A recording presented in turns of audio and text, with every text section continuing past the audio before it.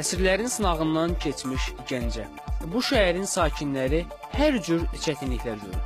Lakin onlara mərd-mərdanə sinə gəlib.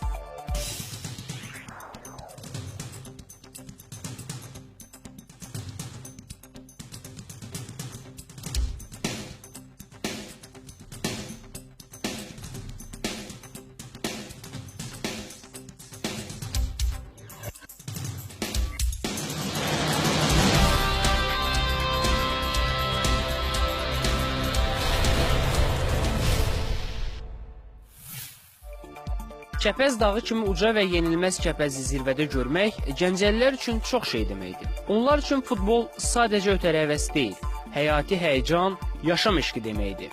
Kəpəz gəncəlilərin ən dərin məhəbbəti, ölməz sevgisinin tərənnümüdür. Elə ona görə kəpəz deyəndə Gəncə, Gəncə deyəndə də kəpəz yada düşür.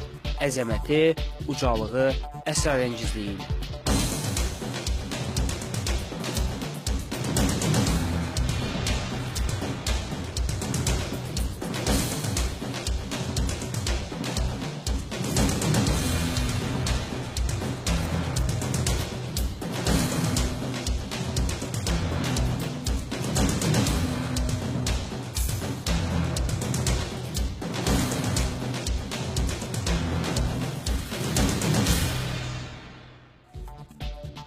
Gəncə futbolunun toxumları ötən əsrin 50-ci illərində Toxucu adı altında səpilib. Beləcə uğurları toxunmağa başlayan klub bir müddət sonra Dinamoya çevrilib. Azərbaycan futbolunu SSR çempionatında təmsil edib. Güclülərlə mübarizədə cəmi bir mövsüm duruş gətirə bilsə də, bəzi güclüləri, o cümlədən Kiyev Dinamosunu qüdrətdi. Hər ötən gün elə dağ kimi yüksələn kəpəz, ölkəmiz müstəqillik qazanandan sonra da Azərbaycanın qürurla və məhəbbətlə dəstəklənən klublarından oldu. Təəssüf ki, Azərbaycan çempionatında kubok mübarizəsindəki qələbələrdən formalaşan işıqlı günləri qaranlıqlar əvəz elədi. 1999-2000-ci il mövsümündə Yüksək Liqada gümüş medallara yiyələnən klub ölkə kubokunun da sahibi oldu. O vaxt heç kim düşünə bilməzdi ki, komanda ciddi tənəzzülün astanasındadır.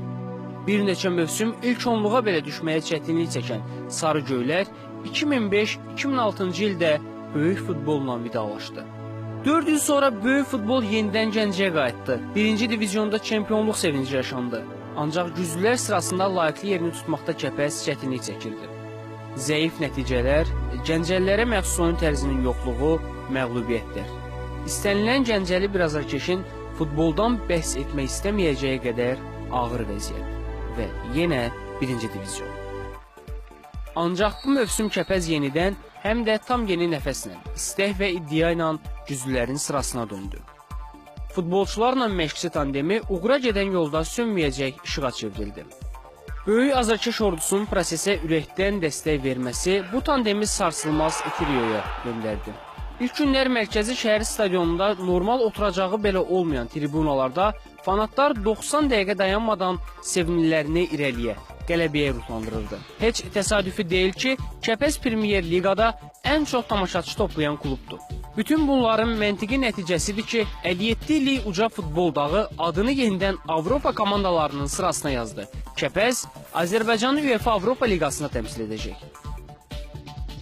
Bu yolun tarixi 1995-96-cı il mövsümündən başlayır. Azərbaycan klublarının Avrokuboklarda ilk qolunun müəllifi Yadigar Süleymanov həmin topu məhz Kəpəz forması ilə vurub. Elə Azərbaycanda Bakıdan kənarda qitə miqyaslı ilk oyun da Gəncədə olub.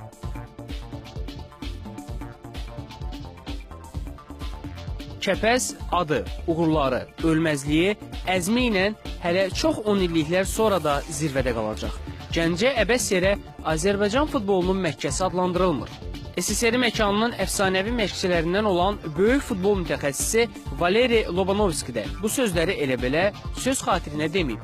Gəncə futbolu kiçik Braziliyanı xatırladır.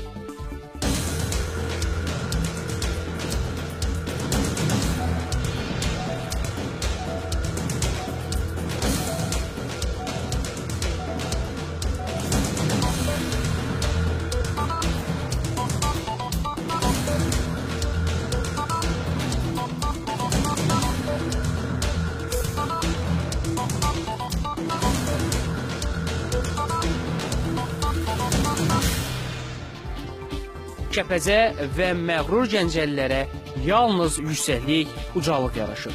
Yüksəlişin daimi olsun Kəpəz.